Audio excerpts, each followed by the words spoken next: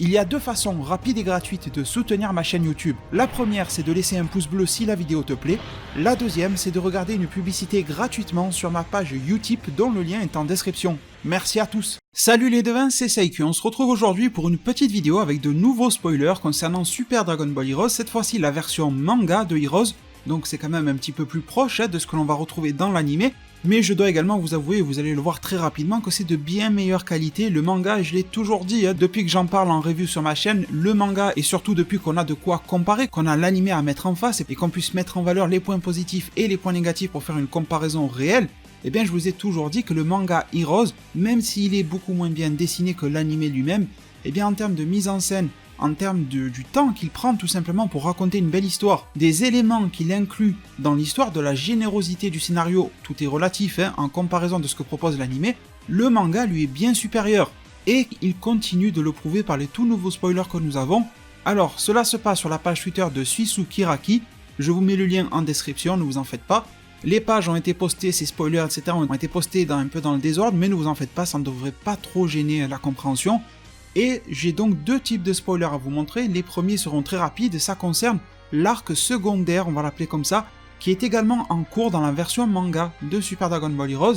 Et la deuxième chose que je vous présenterai, ce seront donc des spoilers concernant l'arc que vous connaissez en ce moment dans l'anime, là où il y a Goku Taishinkan, le conflit universel avec Ahatsu, Lags et tout ça, on va s'en parler, et c'est même majoritairement de ça dont on va se parler aujourd'hui. Mais en petite introduction, donc, pour le manga, la version, l'arc secondaire, c'est celui qui inclut le personnage de Finn, que je vous avais déjà présenté, une sorte de nouveau Majin Buu qui a été créé un petit peu là par Towa et compagnie. C'est un arc, l'arc secondaire, qui se focalise sur les démons de type Mira, Towa, Dabura, Mechikabura, et une de leurs nouvelles créations est donc Finn. Finn est un être très similaire à Majin Buu avec des propriétés très similaires, et parmi celles-ci, la capacité d'absorption. Comme présenté dans une vidéo précédente, il a déjà absorbé, que ce soit dans le jeu vidéo, dans le manga, tout ce qu'on veut, il a déjà absorbé Gogeta, et il a absorbé Gogeta de la version de Dragon Ball GT. Vous savez que dans Heroes se mélangent les timelines, les dimensions, les temporalités, tout ce que l'on veut. C'est pour ça qu'il y a plusieurs Goku, plusieurs Vegeta, plusieurs Gogeta, plusieurs végétaux. Et le Gogeta donc qui a été absorbé, c'est typiquement celui de la fin de Dragon Ball GT. Pour vous donner un point de repère, c'est celui au pantalon blanc. Et donc c'est un monstre de puissance, il s'est fait absorber, et le premier spoiler que l'on a concerne ce Finn. Vous pouvez voir qu'il y a Gohan SSJ4 qui lui fait face, qu'il y a un autre Gogeta qui est venu à la rescousse, ce sont donc les versions Xeno, c'est un Xeno Gohan SSJ4 et un Xeno Gogeta SSJ4. Vous voyez le pantalon noir de ce Gogeta là, on a une case avec un Gogeta qui parle, je ne sais même pas lequel c'est pas super important, mais surtout, ce sont ces deux cases que vous voyez sous vos yeux, qui sont très importantes. On a l'impression que, avec ce visage assez maléfique, un petit peu à la Venom, que le Finn Gogeta va attaquer ou prépare quelque chose de mauvais ou quoi. En tout cas, il y a un gros suspense là-dessus. Et sur la case suivante, eh bien Gogeta s'exprime, c'est lui qui a repris conscience, et il a dit qu'il s'est laissé volontairement absorber par Finn. Vous voyez à quel point ce Gogeta peut être surpuissant. Il s'est laissé absorber par cette créature-là, pour voir quel type, par curiosité, quel type de power-up il aurait pu lui accorder, quelles sont ses capacités, à quel point il peut être fort.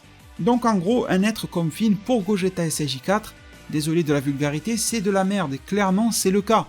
Il arrive à enlever cette absorption, imaginez, un petit peu comme si Gotenks avait la puissance d'enlever l'absorption de Majin Buu, quelque chose comme ça. Allez savoir, peut-être qu'un jour, Majin Buu, et je pense que ça peut arriver, Majin Buu dans l'œuvre canon Dragon Ball Super, aura ce type de limitation-là, pour faire en sorte que Majin Buu ne soit pas l'être surpuissant qu'il est actuellement. Vous avez vu dans l'arc Moro, il fait un carton, il est en train de gagner des power-ups avec le Dai Kaioshin, et reste encore la case de l'absorption. Est-ce que Buu est capable d'absorber Moro, etc. Je pense que l'œuvre Dragon Ball Super va lui trouver quelques limitations similaires à celles de Finn, dans le sens où si tu absorbes un être qui a trop de pouvoir magique, comme Moro, qui a trop de puissance, comme Jiren, comme Goku Ultra Instinct, comme Vegeta Blue Evolution, enfin voilà, je le dis ça au hasard, eh bien ça n'est pas possible, sauf si la personne qui se fait absorber est volontaire, mais si elle n'est pas volontaire, ça ne doit pas être possible, parce qu'ensuite il peut s'en extirper très facilement. Je pense que ça va introduire le canon de Dragon Ball un jour ou l'autre, ça ne m'étonnerait pas, ça permettrait de remettre Majin Buu de côté et de brider son évolution. Mais en tout cas pour Heroes, je trouve que ça c'est épique et c'est le genre de choses que l'anime Heroes, même si c'est pas cet arc là qui est adapté, ne nous montre pas, ne prend pas le temps de montrer, mais que le manga prend le temps de montrer si on a l'opportunité de le lire. La dernière case de spoiler concernant ce chapitre secondaire, après promis on passe à l'arc principal, c'est sur Gohan, Xeno Gohan SSJ4, il a l'air d'être sous l'emprise, c'est pas il a l'air, c'est sûr même d'une technique, est-ce que c'est celle de Towa, est-ce que c'est celle de Finn Gogeta, je ne sais pas, mais en tout cas je vous la présente. Et maintenant passons donc au clou du spectacle, l'arc principal, celui que l'on voit se dérouler dans l'anime. Je vous rappelle, vous êtes nombreux à me le demander, alors que pourtant j'ai publié une vidéo à ce sujet-là, mais c'est pas grave, peut-être que vous avez manqué la notification. Eh bien, l'épisode numéro 12 de Super Dragon Ball Heroes est annoncé officiellement comme sortant en fin du mois de juin. Sur le site officiel, vous ne trouverez aucune autre information. J'ai vu pas mal de rumeurs tourner autour du 18 juin. Alors, sachez qu'il n'y a rien d'officiel qui confirme le 18 juin. Peut-être que ça sera le 18, peut-être pas. Et deuxième chose, le 18 juin, ça me paraît pas être trop fin juin en fait. Donc bon, on verra bien, mais sachez que officiellement, l'épisode 12 de SDBH sort fin juin. Voilà, c'est l'info qu'on a. Et du coup, pour avoir un petit peu plus de background et d'informations sur ce qui se passe dans cet arc du conflit universel, qui, s'il est bien raconté, peut devenir intéressant, eh bien on voit Lagz dans l'univers 3, elle accomplit ses méfaits, je pense qu'on peut la qualifier de méchante, et vous voyez que les robots de l'univers 3 ont été tous, pas forcément gelés, mais enfermés sous une prison de verre, de glace, comme peut le créer Lagz, la fille de la tribu de verre. Pourquoi est-ce qu'elle a complètement gelé toute une ville, toute une zone? Je ne sais pas réellement quels sont ses buts. Est-ce qu'il y a un laboratoire spécifique dans lequel il y a une technologie qui va l'aider à aider Ahatsu pour détruire Zeno, je ne sais quoi. Mais en tout cas, l'univers 3 fait partie du plan, et on nous montre ici que ça avance. Et je pense que le manga, dans le Cycle Jump, le prochain magazine, va dérouler un petit peu plus d'informations sur l'univers 3, et c'est tant mieux, parce que l'anime ne l'a strictement pas fait du tout pour le moment. Alors je vous avais dit que ça serait dans le désordre, on revient vite fait sur l'arc secondaire, désolé pour la gêne occasionnée, on se croirait un service client maintenant sur ma chaîne YouTube, non mais bref. On a une petite image de l'arc secondaire de Heroes et on voit Pan qui se réveille et on a un visage en plein sur elle, voilà, donc il n'y a rien de particulier, on n'en apprend pas grand chose de plus, mais en même temps c'est tout à fait normal, étant donné que l'arc secondaire prend place dans la chronologie de Dragon Ball GT au moment de l'apparition de Gogeta SSJ4.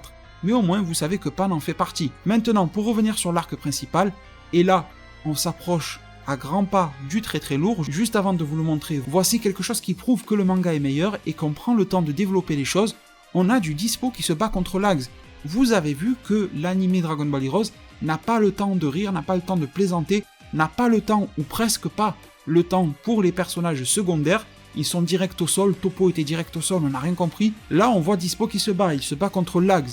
Il utilise de sa vitesse, on dirait un petit peu un combat de Rock Lee contre Gaara, avec Lagz qui est Gaara, elle a la défense quasi parfaite, et Dispo, lui n'a pas ouvert les portes, mais en tout cas il se déplace très très rapidement, et il est de plus en plus sous l'emprise des techniques de Lagz, et je pense qu'il va pas forcément gagner son combat si vous voulez mon avis. Peut-être qu'il va donner un bon coup à Lagz, mais ça ira pas plus loin que ça.